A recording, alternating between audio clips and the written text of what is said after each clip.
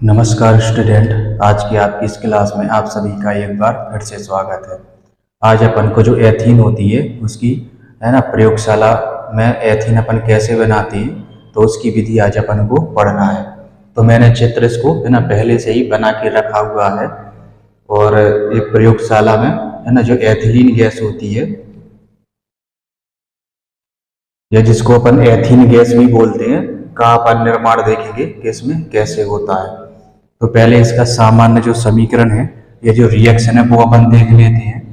तो जो ethyl alcohol होता है C2H5OH, इसका अपन H2SO4 के साथ इसको गर्म करते हैं।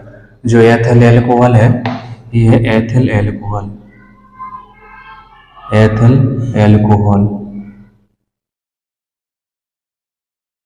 इसको H2SO4 के साथ गर्म करते हैं। H2SO4 160 डिग्री सेल्सियस पर। ठीक है, इसको जो गर्म करना है वो करना है अपन को 160 डिग्री सेल्सियस पर। तो जैसे ही अपन इसमें गर्म करेंगे तो इसमें एक जल का अणु निकल जाता है और क्या बन जाती है, एथीन बन जाती है, CH2 डबल बॉन्ड CH2 और प्लस में H2O ये बाहर निकल जाता है, यानी कि पानी बाहर निकल जाता है और अपनी क्या है एथीन गैस बन जाती है। और जो आपको H2SO4 है ये सांद्र लेना है आपको, यानी कि कंसंट्रेट लेना है ये।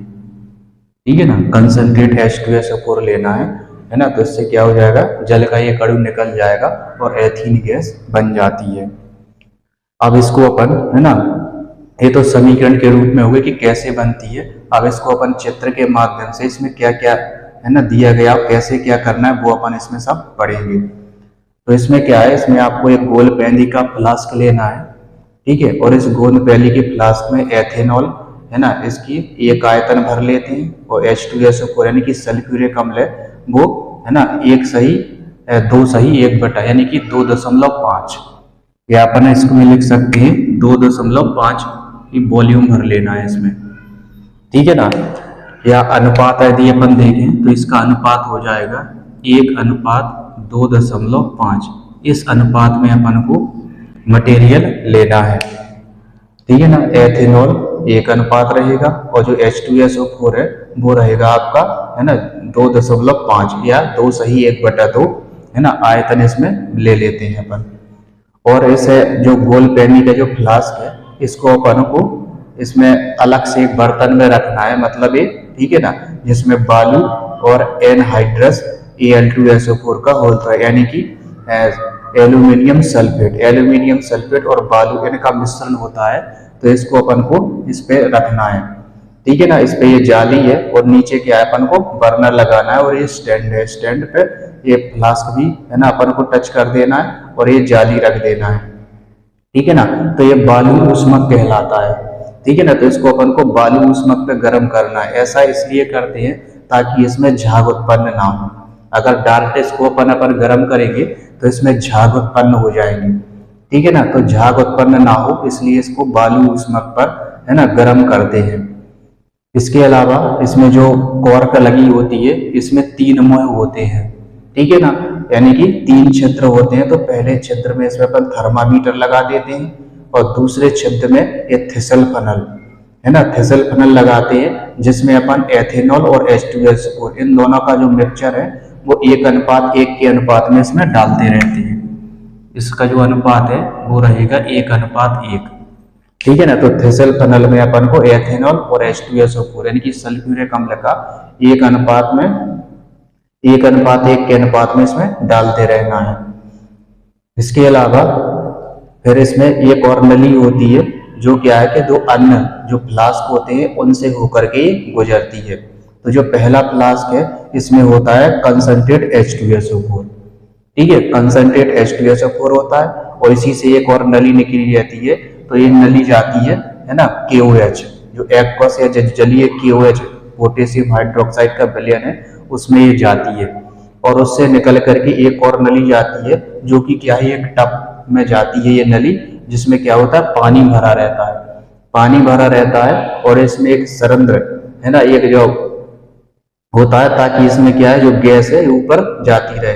और इसके अलावा एक उल्टा जार लगा देते हैं जिससे जो गैस बनेगी एथिलीन वो क्या है, इस जार में एकत्रित होती रहती है। ठीक है, तो इस तरीके से ये पूरी प्रोसेस इसमें दी गई है। ये थर्मामीटर है टेम्परेचर को मापने के लिए।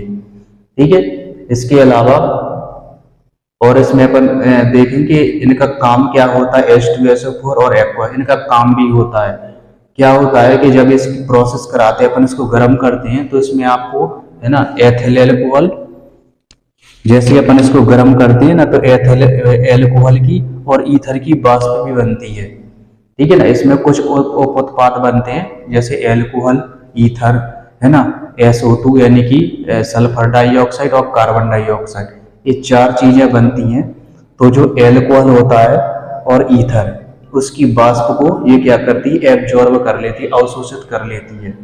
इसके अलावा जो ये है, ये SO2 और CO2 की वाष्प को अवशोषित कर लेती है। ये क्या करता है, ये एल्कोहल और प्लस में क्या बनती है, ईथर की वाष्प बनती है। ईथर की वाष्प बनती है ना, तो ये क्या करता है, इसको एब्जॉर्ब अवशोषित कर लेता है या शोषित कर लेता है। ठीक है ना, ये क्या कर लेता है, इसको शोषित कर लेता है। इसके अलावा ये जो होता है, ये कर लेता है SO2 की वाष्प को और कार्बन डाइऑक्साइड की। ये जो चीजें बनती हैं तो ये इसको अवशोषित कर लेता है, इनका ये कार्य होता है। ठीक है, इसके अलावा यहाँ पे ये रिएक्शन होती है, क्योंकि H2SO4 एथेनॉल यहाँ से भी मिल रहा और इसमें भी अपन ने बर्तन में भी पहले से इसमें ले लिया है। ठीक है, तो इसकी क्या है, प्रोसेस होती है पूरी, है ना। और इस तरीके से क्या होती है, जैसे गर्म करते हैं, है ना, तो जो एथिलीन की गैस है वो यहाँ पे जाती हुई इन बर्तनों से होकर के इसमें पात्र में जो उल्टी जार लटका हुआ है इसमें एकत्रित हो जाती है। ठीक है, तो इस तरीके से जो एथिलीन गैस है वो अपनी प्रयोगशाला में बनाई जा सकती है। अब इसके अपन देखेंगे एल्कीन की भौतिक गुण। ठीक है, तो इसको मैं इरेज किए दे रहा हूं और उसके बाद अपन देखेंगे एल्कीन के भौतिक गुण।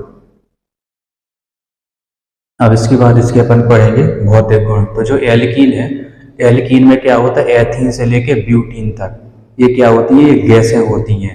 और इसके जो बीच के सदस्य होते हैं, यानी कि 5 कार्बन से लेकर के जो 16 कार्बन के जो नीचे वाले जो यौगिक होते हैं वो क्या होते हैं, वो द्रव अवस्था में होते हैं।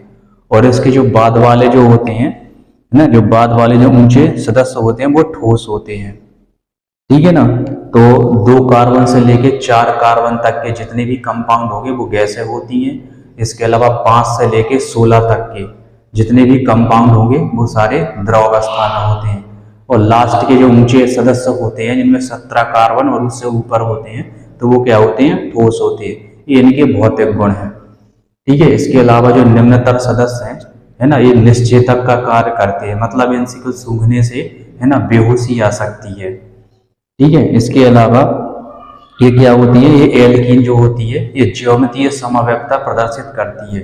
तो ज्यामितीय समव्यवता अपन इसके पहले देख चुके हैं। ठीक है ना, तो जो एल्कीन है वो ज्यामितीय समव्यवता प्रदर्शित करती है। इसके अलावा ये जो एल्कीन होती है जल में क्या होते हैं, आबलेय होते हैं, यानी कि जल में ये घुलते नहीं है। लेकिन जो कार्बनिक विलायक होते हैं जैसे बेंजीन है, ईथर है ना, तो इसमें क्या होते हैं, ये विलेय होते हैं। ठीक है, तो ये कुछ इसके सामान्य जो भौतिक गुण है वो हो गए। अब इसके बाद इनके अपन देखेंगे रासायनिक गुण। ठीक है, एल्कीन के रासायनिक गुण देखेंगे अपन, भौतिक गुण में ज्यादा कुछ नहीं है। अब देखेंगे अपन इसके एल्कीन के रासायनिक गुण।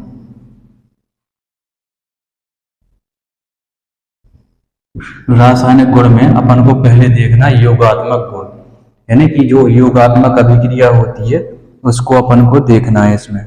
योगात्मक या फिर जिसको संकलन अभिक्रिया बोलते हैं, योगात्मक अभिक्रियाएं। अब इसमें बहुत सारी योगात्मक अभिक्रियाएं हैं। ठीक है, वो अपन इसमें देखेंगे। तो सबसे पहले अपन को देखना है हाइड्रोजन का योग, यानी कि H2 का योग।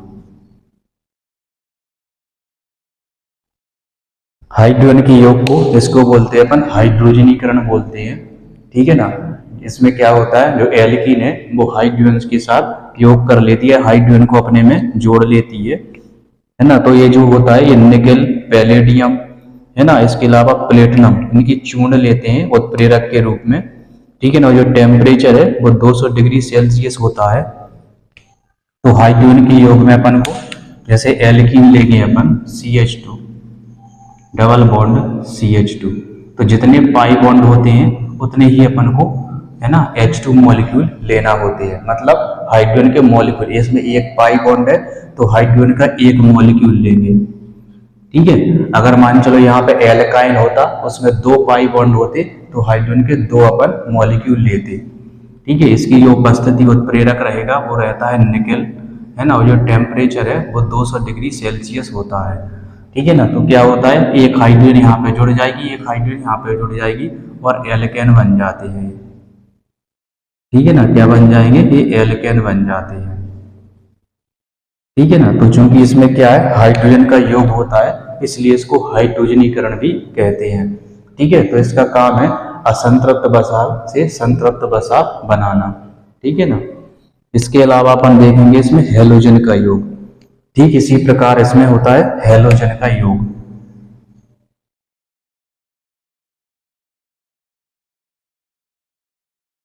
हेलोजन का योग,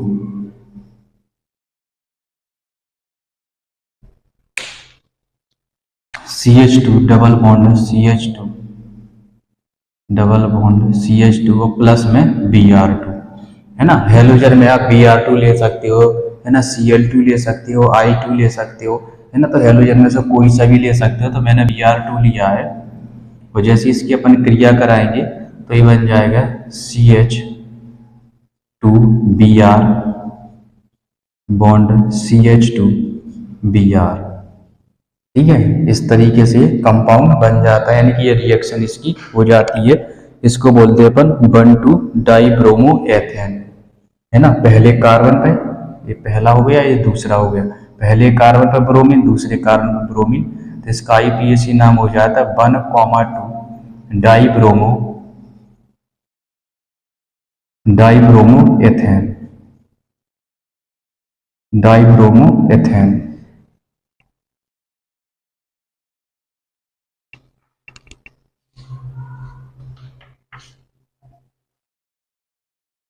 इसके बाद है हाइड्रोजन हैलाइडों का योग, इसके बाद है हाइड्रोजन हैलाइडों का योग।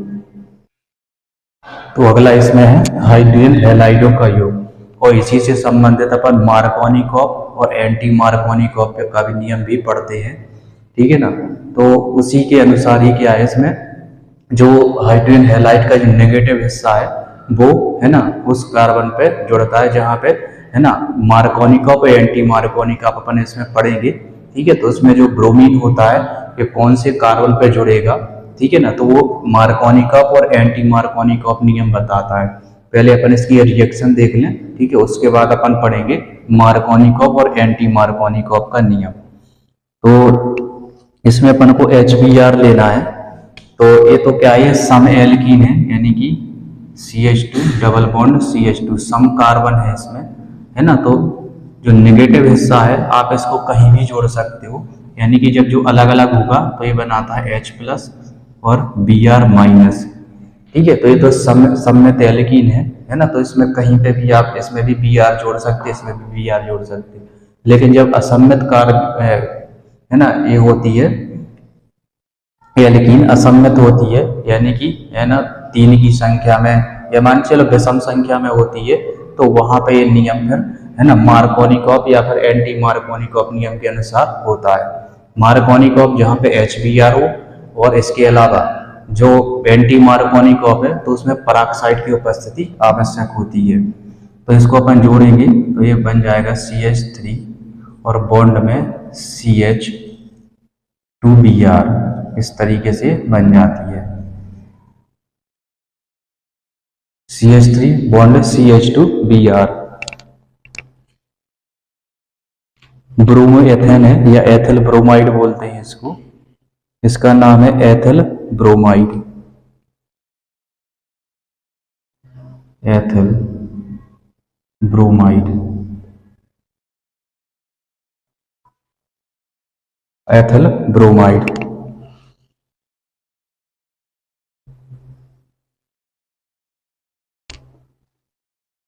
ठीक है, तो इस तरीके से इसमें योग होता है। अब इसके बाद अपन देखते हैं मार्कोनिकॉफ नियम देखते हैं पहले, ठीक है, और उसके बाद फिर अपन है ना एंटी मार्कोनिकॉफ नियम देखेंगे। तो जो मार्कोनिकॉफ है, एक साइंटिस्ट का नाम है मार्कोनिकॉफ। तो इन्होंने क्या किया, जो योगात्मक अभिक्रिया होती है, ठीक है ना, तो उसमें योगात्मक उत्पाद है ना कौन से कार्बन से जुड़ेगा, ठीक है ना, तो उसके संबंध में इन्होंने एक नियम प्रस्तुत किया था जिसे अपन मार्कोनिकॉफ का नियम कहते हैं। तो इसमें अपन लिखेंगे कि किसी योगात्मक अभिक्रिया में योगात्मक अभिक्रिया में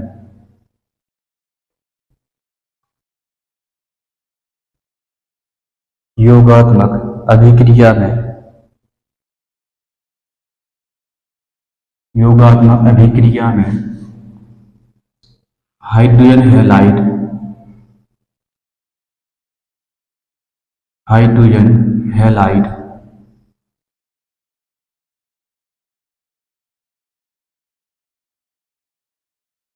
हाइड्रोजन हैलाइड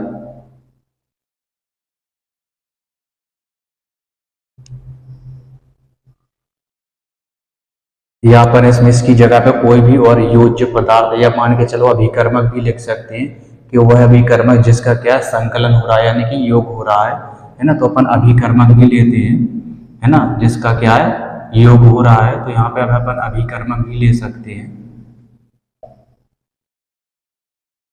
अभिकर्मक, ठीक है। हाइड्रोजन हैलाइड ले लो या मान चलो कोई अभिकर्मक है जिसका क्या है संकलन की योग हो रहा है, तो योगात्मक अभिक्रिया में हाइड्रोजन हैलाइड का ऋणात्मक भाग द्विबंध के ऋणात्मक भाग द्विबंध के उस कार्बन परमाणु से द्विबंध के उस कार्बन परमाणु से जुड़ता है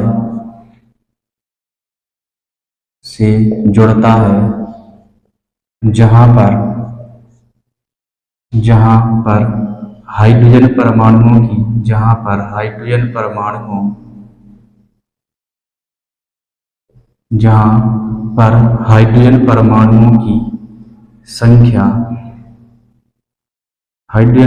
की संख्या न्यूनतम होती है, परमाणुओं की संख्या न्यूनतम होती है, ठीक है ना। तो इसी को ही अपन क्या है मार्कोनिकॉफ का नियम कहते हैं, ठीक है ना। और इसमें आपको असम्मित एल्कीन लेना, असम्मित का मतलब होता है कि कार्बन परमाणु जोड़े में नहीं होना चाहिए, जोड़े से एक ज्यादा होना चाहिए उसमें, तो उसमें ये काम करता है। और ये जो क्रिया है ये कार्बोकैटायन के द्वारा होती है ना, तो लिख सकते हो आप ये क्या है, ये कार्बोकैटायन के द्वारा होती है, यानी कि इसमें कार्बोकैटायन बनेगा, कार्बोकैटायन के द्वारा होती है, ये जो क्रिया है ये कार्बोकैटायन के द्वारा होती है। वो एग्जाम्पल देखेंगे इसमें, जैसे CH2 बॉन्ड, यहाँ पे CH3 बॉन्ड CH2 और डबल बॉन्ड CH2,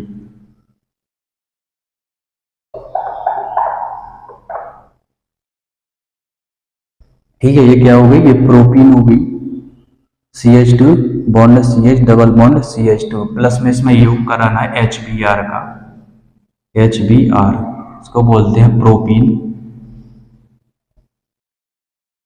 ठीक है। तो इसका दो हिस्से हो जाते हैं इसके, इसका H प्लस बनता है और Br माइनस, तो जो Br माइनस है, ठीक है ना, तो वो अपन को ऐसे कार्बन, ये है डबल बॉन्ड, ठीक है, तो इसको अंडरलाइन कर लो, ये है डबल बॉन्ड, अपन को ये कार्बन नहीं चुनना, ये दोनों कार्बन चुनने होते हैं, ठीक है ना, ये दो कार्बन अपन को चुनने हैं क्योंकि ये डबल बॉन्ड लिखा है, द्विबंध वाले कार्बन है ना, तो अपन को उस कार्बन को चुनने, यानी कि जो नेगेटिव हिस्सा है वो उस कार्बन से जुड़ेगा जहां पे हाइड्रोजन परमाणु की संख्या कैसी होती है, न्यूनतम होती है, यानी कि कम होती है, ये ध्यान रखना है इसमें, ठीक है ना। तो जहाँ पे हाइड्रोजन परमाणु की संख्या कम होगी यानी कि यहाँ पे है ना, तो जो ब्रोमीन है वो नेगेटिव हिस्सा वो यहाँ पे जुड़ेगा ब्रोमीन, ठीक है ना। लेकिन एंटी मार्कोनिकॉप में क्या होता है, ठीक है इसका उल्टा होता है ना, इसलिए इसमें कंफ्यूजन नहीं होना, ठीक है। तो इसकी क्रिया कराएंगे तो ये बन जाएगा CH2 3 बॉन्ड CH, यहाँ पे Br और बॉन्ड CH3, ठीक है। तो इस तरीके से बनता है। और इसका जो नाम है, इसका नाम है आइसोप्रोपिल ब्रोमाइड। इसका नाम है आइसोप्रोपिल, ये सामान्य नाम है आइसोप्रोपिल ब्रोमाइड। आइसोप्रोपिल ब्रोमाइड ये इसका सामान्य नाम है, ठीक है। IPAC नाम हो जाएगा है ना, 2 ब्रोमो प्रोपेन। IPAC नाम है इसका 2 ब्रोमो प्रोपेन, ठीक है। तो इसमें जो नेगेटिव हिस्सा है तो डबल बॉन्ड के उस कार्बन से जुड़ता है जहां पे क्या हाइड्रोजन परमाणु की संख्या न्यूनतम यानी कि कम होती है। यहाँ पे 2 हाइड्रोजन, यहाँ पे 1 हाइड्रोजन है, ठीक है। तो जो ब्रोमीन है वो इस वाले कार्बन से जुड़ेगा, ठीक है ना, वो हाइड्रोजन इसमें जुड़ जाएगा, ठीक है। तो ये होता है मार्कोनिकॉप का नियम। अब जो एंटी मार्कोनिकॉप है उसमें क्या होता है, पराक्साइड चाहिए होता है, ठीक है। जैसे बेंजल पराक्साइड है, यानी कि ऑक्सीजन और ऑक्सीजन पे क्या है सिंगल बॉन्ड, ये पराक्साइड होता है, ठीक है ना। ऑक्सीजन और ऑक्सीजन पे क्या है, अगर सिंगल बॉन्ड है तो वो पराक्साइड होता है, और यदि डबल बॉन्ड आ जाता है तो वो ऑक्सीजन मॉलिक्यूल हो जाता है।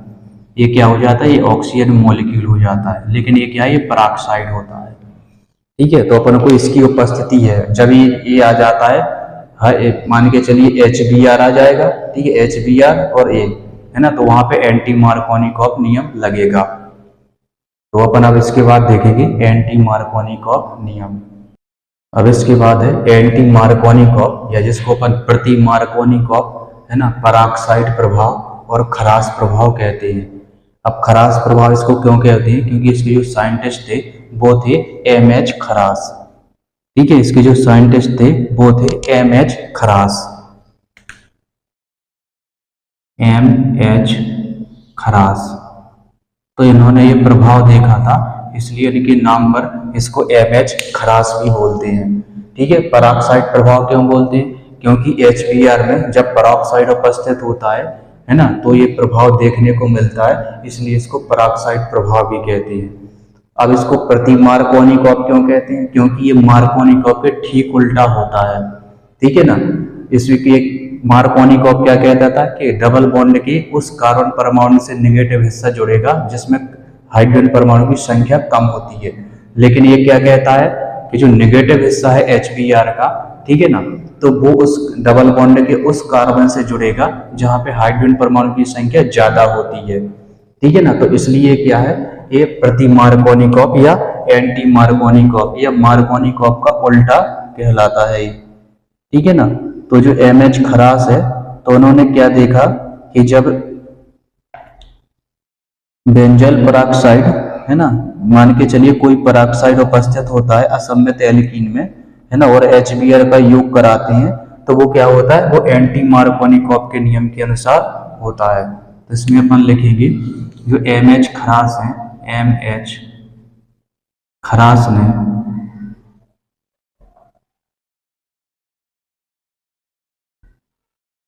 MH खरास ने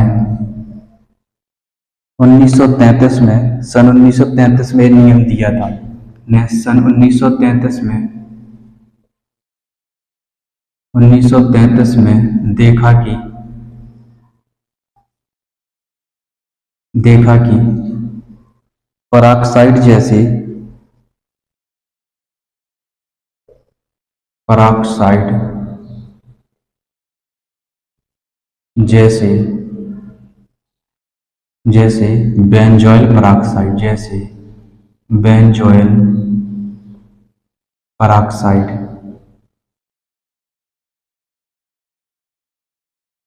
बेंजोइल पराक्साइड की उपस्थिति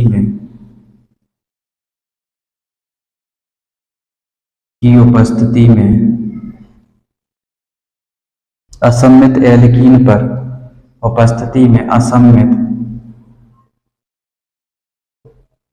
असममित एल्कीन पर हाइड्रोजन ब्रोमाइड यानी कि HBr का योग कराना, योग HBr का योग एंटी मार्कोनिकॉफ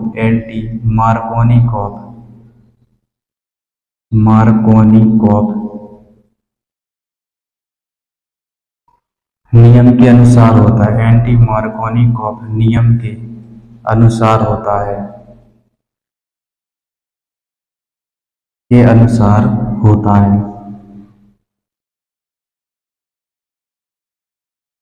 मार्कोनिकॉफ नियम के अनुसार होता है। और आइसोप्रोपेल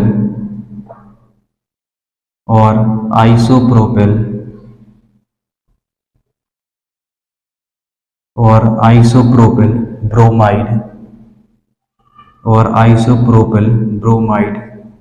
के स्थान पर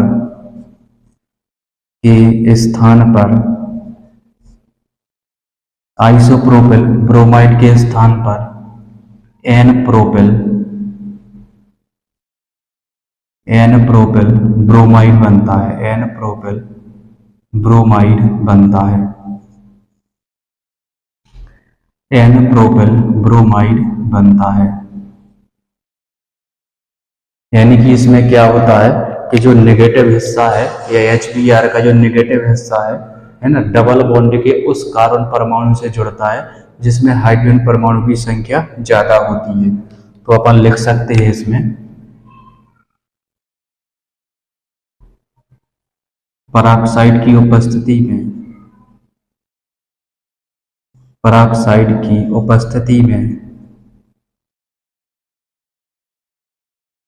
उपस्थिति में HBr का नेगेटिव हिस्सा या ऋणात्मक भाग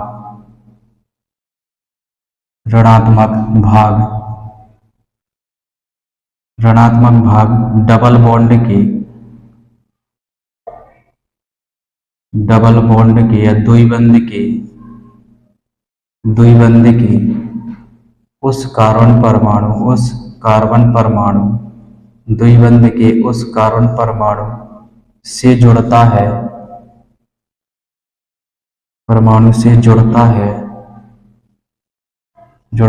जहां पर हाइड्रोजन